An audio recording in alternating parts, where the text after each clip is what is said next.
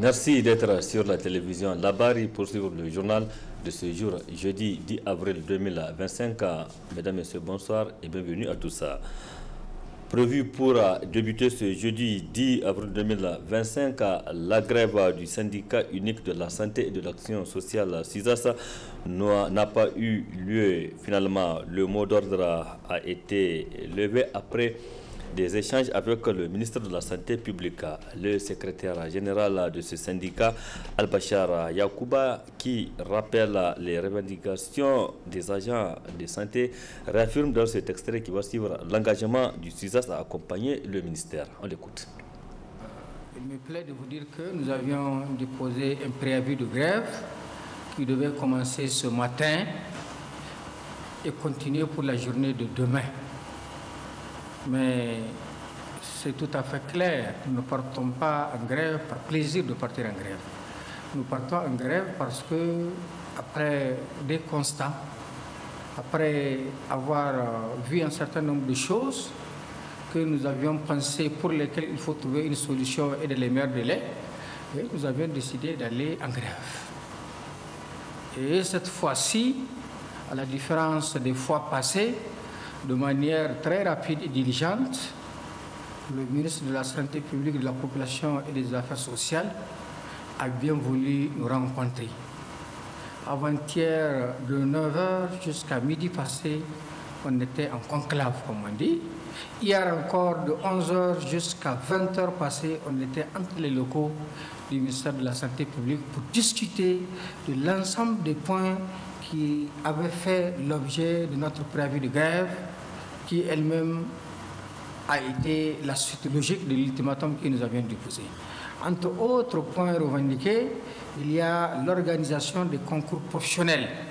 C'est une vieille habitude. Le ministère de la Santé publique, de tout le temps, chaque année, organise des concours professionnels pour que les agents qui sont sur le terrain aillent se faire former pour avoir des compétences nouvelles, tant sur le plan de la quantité que sur le plan de la quantité. Et nous avions estimé qu'il faut se lever tôt en interpellant le ministre de la Santé pour qu'il voit avec son homologue de la fonction publique de prendre toutes les dispositions afin que ces concours-là soient organisés. Parce que le ministère a pris un engagement fort pour nous dire qu'ils ont déjà fait les démarches administratives, c'est-à-dire les lettres qu'il faut envoyer au niveau du ministère de la fonction publique pour que les dispositions soient prises afin que le concours soit organisé. Et de bouche à oreille, nous aurions appris aussi que le ministère de la fonction publique s'active pour l'organisation de ces concours. Donc on s'est dit que si ce que nous voulons est sur le chemin de se réaliser, nous n'allons pas, comme je le disais au départ, gréver pour gréver. En dehors de cela, il y a les bourses et les appuis qui sont donnés aux professionnels de la santé qui sont en formation. Mais depuis un certain temps, certes, les bourses sont payées vraiment à une allure acceptable. Par contre, les appuis ne tombent pas. Et nous nous sommes dit que pour rendre justice à ceux qui sont bénéficiaires de ces appuis, il faut que le ministère s'active pour créer les conditions les mêmes afin que les bénéficiaires soient en possession de leurs appuis. Il y a des affectations. Depuis un certain temps, les camarades se plaignent beaucoup. Les gens sont affectés à tort et à travers, souvent contre leur volonté, souvent de manière très peu objective. Devant des situations comme ça, nous avons le devoir vraiment de venir au secours des travailleurs qui sont nos militants pour interpeller le ministère de la Santé afin que ces affectations se passent de manière à ce que l'être humain soit respecté. Nous sommes bien compris. Le ministre de la Santé en personne nous a salués pour cet accompagnement que nous sommes en train de faire et de toutes les informations que nous avions portées à sa connaissance parce qu'il sait que pour mieux gérer, il faut être bien informé. L'appel que nous avons à lancer au ministre, de manière générale au ministère de la Santé publique, c'est qu'il sache que le syndicat est en train de les accompagner. Si le ministère faisait correctement son travail, ils allaient nous reposer et on allait vaguer à d'autres occupations. Maintenant, à nos camarades, nous leur demandons d'être vigilants, de rester soudés, de s'engager davantage pour le travail bien fait. C'était à l'instant Al-Bachar Yacouba, secrétaire général du CISAS, sur les raisons qui ont conduit ce syndicat à suspendre son mot d'ordre de grève. Un autre préavis de grève suspendu aussi, c'est celui de deux syndicats du secteur de transport. Il s'agit du syndicat national des conducteurs routiers du Niger, SNCRN, et du syndicat démocratique des routiers du Niger, SDRN. Ces deux syndicats ont également appelé à un mouvement de grève de 3 jours qui devait donc se tenir le 9, le 10 et le 11 avril 2025. Mais ce mot d'ordre a été levé à la suite des engagements pris par le ministre des Transports et son homologue de la fonction publique pour satisfaire les syndicats. Comme nous l'explique ici le membre de SDR, Nyandou Mamoudou. Et avant tout propos, permettez-moi de saluer le courage et la détermination de nos militants. Parce que la grève a été respectée à 100%. Ils ont répondu à notre appel. Et c'est vrai, nous avons déposé notre préavis de grève sur 4 points, à savoir l'arrêt immédiat des tracasseries et l'immatriculation de nos militants au niveau de la Caisse nationale et de sécurité sociale. Et nous avons demandé à M. le ministre de répondre à nos correspondances. Premièrement, le ministre nous a appelés, mais nous avons eu des échanges, mais il a pris des engagements oraux. C'est que nous avons demandé que ça ne se passera pas comme ça, parce que nous sommes des syndicalistes. À notre sortie du ministère, nos militants vont nous demander ce qui a été écrit sur papier.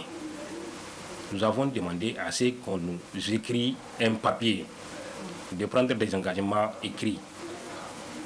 Le ministre a refusé. C'est ce qui nous a conduit à aller en grève. Vraiment, là aussi, je remercie vraiment le courage et la détermination de Madame la ministre de la fonction publique, parce que dès qu'elle a appris, elle nous a appelés. Nous avons eu des échanges, des échanges vraiment qui vont dans l'intérêt de nous tous. Parce que vraiment, elle est courageuse, elle a eu à gérer le problème. C'est vrai, le même jour, elle a pris rendez-vous avec monsieur le ministre. Nous étions partis pour une deuxième rencontre. Et là, vraiment, nous avons eu gain de cause.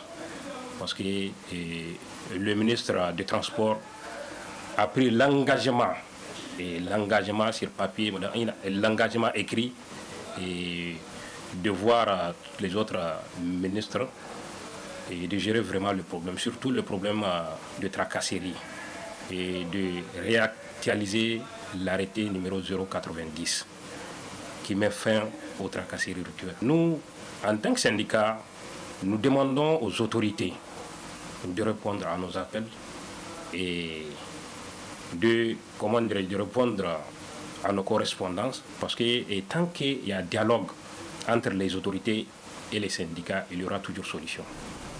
Le problème, c'est le manque de dialogue. Mamoudou Nyandou, il est membre du syndicat démocratique des routiers du Niger, SDRN, un des syndicats du secteur des transports donc, qui était donc en mouvement de grève, mais finalement qui ont suspendu, ces deux syndicats du secteur des transports ont suspendu donc leur mot d'ordre de grève, comme vous l'avez suivi donc avec Nyandou Mamoudou. Autre aspect de cette édition, le réseau panafricain pour la paix, la démocratie et le développement REPAD a organisé une conférence débat hier, mercredi 9 avril 2025, au Grand Hôtel de Niamey. Cette conférence, qui a vu la participation de plusieurs invités, a été organisée dans le cadre de la commémoration du 26e anniversaire de l'assassinat du président général Ibrahim Baré Menassara. Le résumé avec Nafisa Yahaya et Bokar Saleh. C'est en présence d'un parterre d'invités que se tient cette conférence débat en commémoration au 26e anniversaire de l'assassinat du président Ibrahim Barry Maïnassara. Organisée par le réseau panafricain pour la paix, la démocratie et le développement REPAD, cette conférence débat a été l'occasion pour les conférenciers de rappeler qui a été l'homme. Quand on parle des martyrs africains, on parle des révolutionnaires africains, Barré fait partie de la liste. Et nous devons en être fiers. Et nous devons aussi battre ça. On n'a pas besoin d'aller chercher d'autres révolutionnaires ailleurs. Nous avons les nôtres ici. Et on doit les ajouter aux autres. Si on fait la liste, on doit les ajouter aux autres. Et c'est pour ça que nous sommes d'accord avec ceux qui pensent qu'on doit pouvoir faire un mémorial Barré. Il faut réhabiliter la mémoire de Barré. Il faut créer les conditions pour que les gens comprennent que maintenant qu'on peut dire ouvertement ce qui a pu se passer, qu'on puisse tirer les leçons de ça, maintenant que nous sommes en mode refondation de la République, que nous puissions comprendre que cette refondation de la République, elle ne doit pas être assise sur du pipeau, elle ne doit pas être assise sur des démarches hypocrites, elle doit être assise sur du vrai. Et nous avons de quoi asseoir ça sur le vrai. Et nous sommes convaincus que l'exemple de Barré avait des bonnes intentions pour le Niger. Barré était l'un des rares présidents à s'être opposé de manière active contre la politique de l'impérialisme international. Les embargos par-ci par-là qui étaient pris contre des pays, des peuples. Barré n'est pas resté indifférent. Il s'est dressé comme un avocat de la cause des opprimés. Rôle qui lui a été déjà d'ailleurs reconnu parce que je me rappelle à une de ses apparitions ou une de ses interventions aux Nations Unies, il avait eu mandat de parler à la fois au nom de la Libye et de la Palestine. Dans le monde entier, on choisit le président de la République du Niger. 26 ans après, les Nigériens attendent toujours que justice soit rendue à la famille Barré. Nous croyons fermement qu'on peut faire justice. Ça va être difficile, mais qu'ils acceptent d'affronter les diables. Comme ils ont giflé beaucoup de diables, nous allons les aider à enterrer ces diables vivants. Nous allons accepter de mourir avec eux, tout comme tous les citoyens nigériens ont accepté de marcher sous le soleil, sous la pluie, dans la difficulté, pour une résilience qui doit nous amener à une véritable souveraineté des années 1958. Donc, je vous encourage, Président Nou Abdoulaye, j'essaie que vous serez quand même à la hauteur de dire au CNSP de mettre en application, parce que ce n'est pas seulement la prescription d'accepter la revendication dans le rapport, mais il faut la matérialiser. Et cet aspect, qu'est-ce que nous, jeunes, peuvent faire pour que vraiment ces impérialistes-là, comme le temps l'a précisé, ne puissent pas avoir raison sur nous? Comment faire pour sauver, en tout cas, nos chefs d'État face, en tout cas, aux futures opérations Baobab et maintenir le cap pour avoir justice par rapport vraiment à ces massacres et par rapport aussi à d'autres qui continuent et qui sont là vivants, que vous savez, et qui peuvent continuer aussi à collaborer pour que, en tout cas, la seconde opération Baobab puisse avoir, en tout cas, lieu. Entre autres thématiques abordées au cours des échanges de cette conférence, dont l'initiative a hautement été saluée par la famille Barré, les recommandations des assises nationales pour la refondation, enfin un espoir pour la famille Barré et le peuple nigérien de connaître la vérité et accéder à la justice 26 ans après l'assassinat du président Barré. Oui, Nafissa Yahya, ça fait déjà donc 26 ans que la famille attend toujours de connaître les auteurs de cet assassinat. Et chaque année, à l'occasion de cet anniversaire, la famille Barré réaffirme cette demande donc, de justice relativement à ce crime.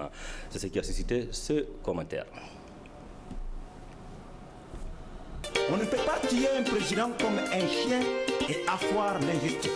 J'accuse J'accuse les auteurs de cette constitution. Il a été froidement abattu dans la matinée du vendredi 9 avril 1999 sur le tarmac de l'escadrille de Niamey par des éléments de sa propre garde présidentielle au moment où il s'apprêtait à prendre l'hélicoptère pour un déplacement officiel à l'intérieur du pays. Un acte qualifié d'incident malheureux au moment des faits. Ce vendredi 9 avril 2025, cela fait exactement 26 ans donc que la famille du défunt Ibrahim Baré Ménessara et au-delà, toute la nation nigérienne pleure sa disparition tragique et attend d'être édifiée clairement sur les identités de ceux qui ont commandité cet assassinat du défunt président Baré et leurs complices. Aujourd'hui, 26 années se sont passées, mais toujours c'est le silence. La justice n'a pas été véritablement rendue à la famille du général Baré, malgré les différentes tentatives devant les juridictions, d'abord au plan national où la famille a déposé une requête le 27 mai 1999 auprès du procureur de la République près le tribunal de première instance de Niamey contre des personnes non dénommées pour assassinat. Début de long procès qui n'aura pas de suite. C'est ainsi qu'après l'épuisement de toutes les voies de recours sans succès au Niger, la famille a saisi la cour de la CEDEAO à travers une requête le 12 décembre 2013 présentée par les ayants droit Ibrahim Baré Ménessara. Une quinzaine de personnes au total représentées par Maître Chebou Abdraman, avocat.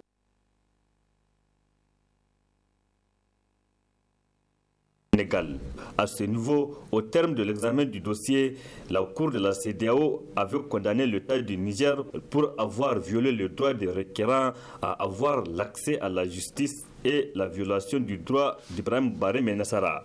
Par conséquent, la Cour de la CEDEAO avait sommé l'État du Niger à verser une indemnisation de dommages au titre de réparation et tout préjudice à la famille du défunt président.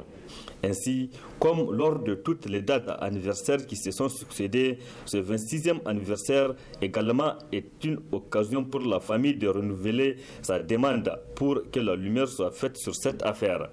Ce 26e anniversaire qui intervient dans un contexte de la refondation de la République du Niger, peut-être cette fois-ci, le moment est venu pour faire la lumière sur l'assassinat du feu général Ibrahim Baré Ménessara. En effet, cette affaire a été évoquée lors des assises nationales pour la refondation qui se sont tenues du 15 au 20 février 2025 à Niamey. Dans leur rapport, les participants ont formulé une recommandation dans ce sens en demandant de faire la lumière sur l'assassinat du président Ibrahim Baré Ménessara et rendre justice pour enfin essuyer les larmes de sa femme, de ses enfants, de sa famille et en général de ses compagnons qui fondent désormais l'espoir de savoir plus sur les auteurs de l'assassinat du président Ibrahim Baré Ménessara et les vraies motivations. Car le président de la République, le chef de l'État, le général d'armée Abdrahman Tchani, a pris l'engagement devant les participants aux travaux de ces assises nationales et devant les grands témoins de faire appliquer les conclusions de ces assises. Vous avez fait votre partition, je ferai la mienne, a-t-il indiqué dans son discours de clôture des assises le 20 février 2025. Le défunt président général Ibrahim Baré Ménessara est arrivé au pouvoir à la suite du coup d'État du 27 janvier 1996 avant d'organiser l'élection présidentielle qu'il avait remportée sous fond de contestation de l'opposition de l'époque regroupée au sein du Front de restauration et de défense de la démocratie, FRDD. Parlons de la sculpture avant de boucler ce journal. La sculpture, donc, c'est un art dompté par Seydou Bourema dit Lossa. Cet artiste talentueux produit ses œuvres avec du ciment. Les réalisations de Seydou Bourema sont de toutes sortes et de tout genre, et qui sont visibles notamment sur les sites de l'université Abdou Moumouni de Niamey. Nos reporters Ismaël Moumouni et Ibrahim Abdou étaient à sa rencontre. Voici ce qu'ils nous rapportent. Artiste talentueux, muni de truelle, ciment et autres matériaux intervenant dans la construction, combiné à sa technique, Seydou Bourema dit Lossa réalise des chefs-d'œuvre à l'image de ces animaux sculptés à la perfection. Véritable artiste, c'est sa passion de bricolage qui l'a amené à se lancer dans la sculpture depuis 1995. Ce qui m'a inspiré, c'est une fois un de mes amis qui m'a dit, il a vu quelqu'un faire ça avec la main. Donc comme j'ai su ça, j'ai dit bon, je vais essayer. Comme moi, tout mon boulot presque dans la vie, c'est le boulot de la main. Donc je bricole n'importe quoi. Donc j'ai essayé de fabriquer, ça a réussi. Donc quand ça a réussi, maintenant les gens ont commencé à me dire, je vais payer. J'ai dit, ah là donc ça c'est de l'argent. Mais au début, je n'avais pas cru. Hein. J'ai uniquement fait ça pour vraiment embellir ma maison. Mais après j'ai vu que c'est une question d'argent. Maintenant je me suis lancé dans le commerce. Donc si quelqu'un veut, il m'appelle, on discute et je lui fabrique ce qu'il veut. Ça dépend de la personne. L'artiste s'est dit ouvert au partage tout en sollicitant les autorités en renforçant sa capacité à travers une formation pour faire encore mieux. Tout jeune qui veut se lancer, je suis prêt à le former. Quand je fais, moi, je ne couvre même pas. Je fais ça à l'air libre pour que tout celui qui veut, il peut venir apprendre. C'est pourquoi je fais ça comme ça. Là, donc, je suis ouvert à n'importe qui que ce soit. S'il est prêt, il n'a qu'à venir me retrouver, hop, je vais l'initier. Je ne l'ai pas appris. Donc, je n'ai pas de formation.